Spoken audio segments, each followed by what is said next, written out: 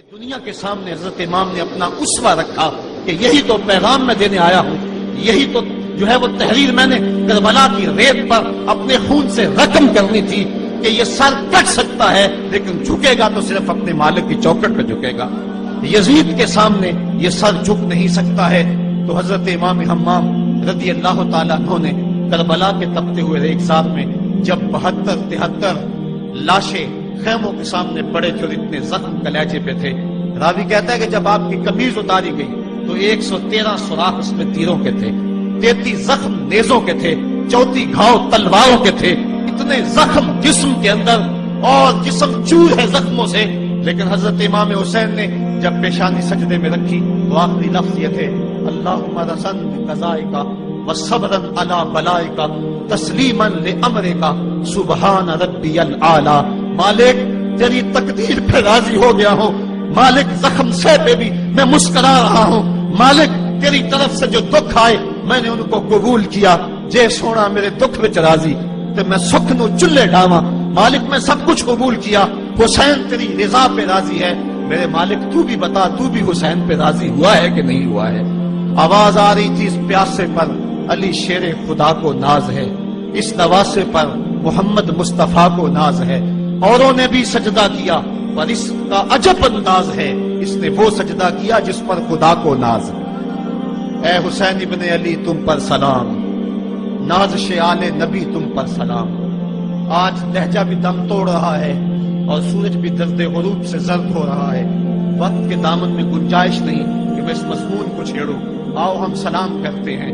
یہ سورج سامنے چمک رہا ہے، میں یہاں بیٹھا سوچ رہا تھا کہ ہم نے تو نہیں دیکھا، اے سورج دوپہر کا وہ منظر تم نے تو دیکھا تھا جب کربلا میں حسین کا سر کٹا تھا، جب گھر لٹا تھا، جب خیموں کو آگ لگی تھی، جب سکینہ رو رہی تھی اور جب گھوڑا خالی پلٹا تھا اور سکینہ پوچھتی تھی گھوڑے تو خالی آ گیا ہے، حسین کہاں چھوڑایا ہے۔ آج یہ سورج یہ چمک چمک کے وہ ہمیں کہانی سنا رہا ہے اور ہمیں پیغام دے رہا ہے کہ نبی کے نام پہ حسین نے تو سر کٹا دیا۔ آج تم کہتے ہو دین پہ چلنا بڑا مشکل ہے، تم شور ڈال رہے ہو، جن کے لیے مسجدوں میں قالین بچھے ہوئے ہیں، گرم پانی دستیاب ہے اور ان کے لیے مسجدوں میں آسائشیں موجود ہیں، اور پھر بھی وہ کہتے ہیں دین پہ چلنا بڑا مشکل ہے۔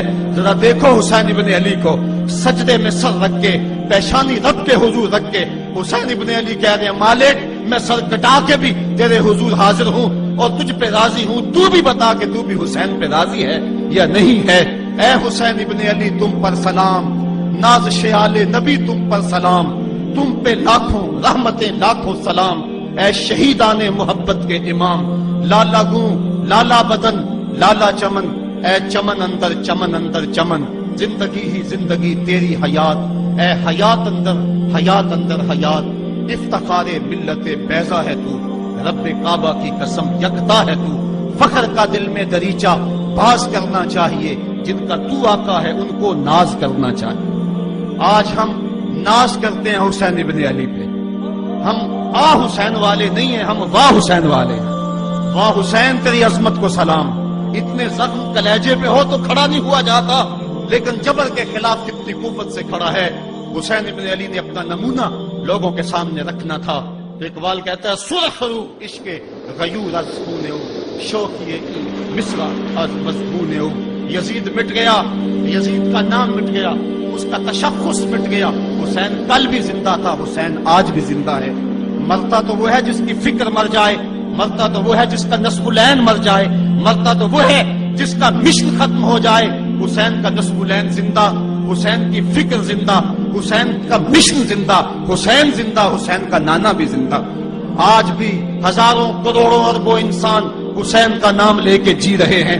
میں کہتا ہوں اگر کوئی یزید کا نام بھی لیتا ہے تو وہ سر جھکا کے دیتا ہے۔ کیسا تمہارا لیڈر ہے جس کا نام لیتے ہوئے بھی تمہیں شرم آتی ہے؟ نام لینے سے پہلے سر جھکاتے ہو، نام لیتے ہوئے پسینہ پسینہ ہوتے ہو، نام لینے کے بعد منہ چھپا لیتے ہو۔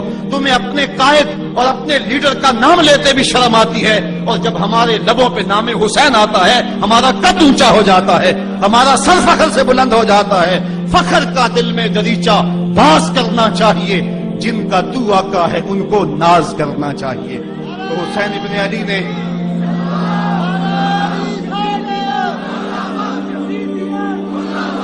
کسی نے کہا تھا کہ یہ دو شہزادوں کی جنگ تھی، تو کسی نے بڑا خوبصورت جواب دیا. اس نے کہا کربلا جنگ تھی اگر دو شہزادوں کی، قلم میں زور ہے تو لکھو حسین ہار گئے، لہجے میں تنتنا ہے تو لکھو حسین ہار گئے، انداز میں زور ہے تو کہو حسین ہار گئے. زمانہ کل بھی کہتا تھا، زمانہ آج بھی کہتا ہے، حسین کل بھی جیتا تھا، حسین آج بھی جیتا ہے. جب حضرت امام حسین رضی اللہ تعالیٰ عنہ کا سر انور کاٹ لیا گیا اور خولی بن یزید نے نیزے کی نوک پہ اس کو رکھا، ویسے رخ سر کا زمین کی طرف سے تھا. کسی نے کیا خوب کہا، باں کے سر نیزے پہ اور سوئے زمین ہے، یعنی سجدہ ثانی کی ہے آرزو. رکعت کے دو سجدے ہوتے، ایک سجدہ ہوا تھا کہ سر انور جدا کر دیا گیا، جب نیزے کی نوک پہ تھا سر تو رخ زمین کی طرف سے تھا.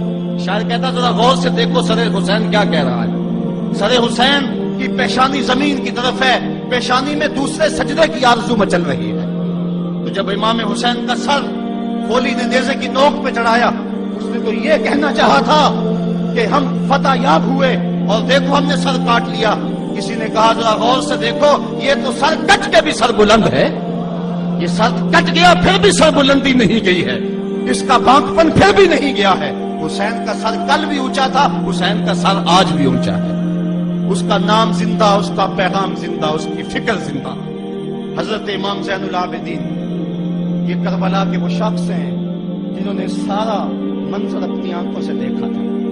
اتنے دکھ کسی کو نہیں پہنچے جتنے زینب اور زین العابدین کو پہنچے ہیں. سب منظر کھلی آنکھوں سے دیکھا. 14 سال کی عمر ہے، بیمار ہے، تاریخ بتاتی ہے اس کے بعد ساری زندگی حضرت زین العابدین نے ٹھنڈا پانی نہیں پیا. جب پانی پینے لگتے تڑپنے لگتے، کہتے مجھے سکینہ کی پیاس یاد آتی ہے، مجھے علی اصغر کا تڑپنا یاد آتا ہے. ساری زندگی پھر ٹھنڈا پانی نہیں پیا. حضرت امام زین العابدین نے یہ سارا منظر کھلی آنکھوں کے ساتھ دیکھا تھا. اور پھر آپ نے دمشق کے بازاروں میں بھی اور کوفے کی گلیوں کے اندر بھی سروں کا یہ قافلہ اپنی قیادت کے اندر جو ہے وہ گزارا تھا. جب یزید کے دربار کے اندر حضرت امام زین العابدین پہنچے تو یزید نے پہلے تو جو ہے وہ دکھ کا اظہار کیا. بعض لوگ یہاں سے یزید کی بریت کا اعلان کرتے ہیں. یہاں کسی نے بڑی خوبصورت بات کہی کہ قاتل کی پشیمانی مقتول کی اہمیت کو تو بڑھا سکتی ہے لیکن اس کے دامن سے قتل کے داغ کو نہیں دھو سکتی. تو اس نے یہ سب کچھ کیا، یہ بس اس کے ٹسلے تھے جو وہ بہانے لگا. لیکن بعد میں اس نے حضرت امام حسین رضی اللہ تعالی عنہ کے دانتوں کے اوپر جو ہے وہ چھڑی مارنا شروع کر دی. حضرت ابو برزہ اسلمی صحابی رسول وہاں موجود تھے، وہ کھڑے ہو گئے، اٹھ گئے، بدن کانپتا ہے ان کا. کہنے لگے ظالم ارفع قدیبہ کا، یہاں اپنی چھڑی ہٹا لے. میں نے اپنی ان آنکھوں سے دیکھا ہے کہ کان رسول اللہ صلی اللہ علیہ وسلم یلزمہ، حضور نے ان ہونٹوں کو خود چوما ہے. تو یہ کہہ کہ آپ دربار سے نکل گئے اور روتے تھے اور آپ کے بدن پہ کپڑی بھی داری تھی. بعد میں یزید نے کہا حضرت غلطی ہو گئی اور یہ میں نہیں چاہتا تھا، بتائیں آپ کی کوئی شرط ہو.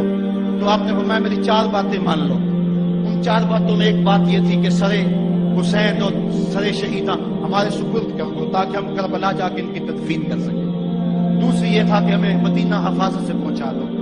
تیسری شرط یہ تھی مجھے جو ہے وہ جمعے کا خطبہ دینے کی اجازت دو آج دمشق جامع مسجد کے اندر.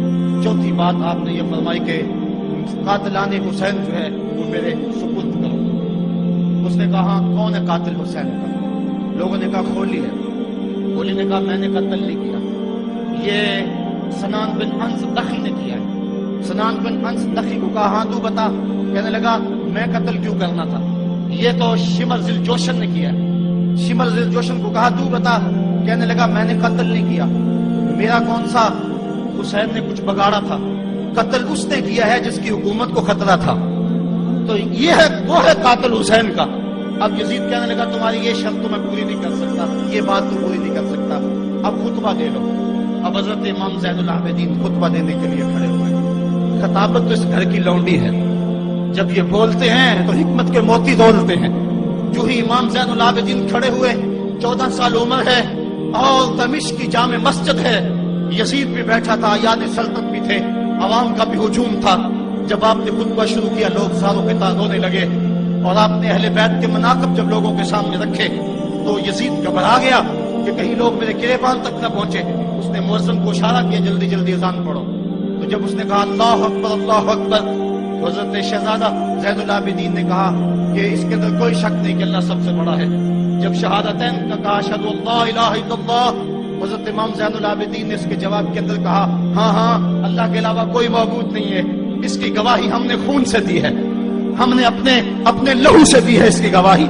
اور پھر اس کے بعد جب اشہد ان محمد رسول اللہ پہ لفظ آئے تو حضرت امام زین العابدین نے کہا یزید دیکھ اب اذان کے اندر تیرے نانے کا نام ہے یا میرے نانے کا نام ہے؟ آج بھی منبر پہ میرے نانے کا نام ہے. تو یزید مر گیا, اس کا نام مر گیا, اس کا تشخص مر گیا.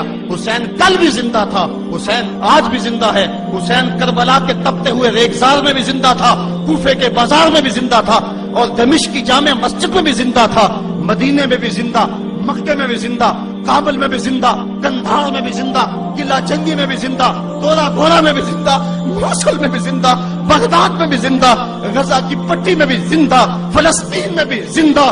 آج حسین کی زندگی اور حسین کا باقپن دنیا کو بتا رہا ہے, بش کو بتا رہا ہے تیرے منہ پہ تماچا حسین مارے گا.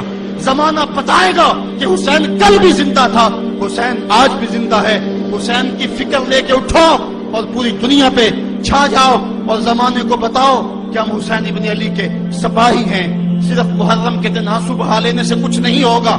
کیا صرف محرم حسین کا مہینہ ہے؟ نہیں, سب پورا سال حسین کا ہے, پوری زندگی حسین کی ہے, پورے زمانے حسین کے ہیں.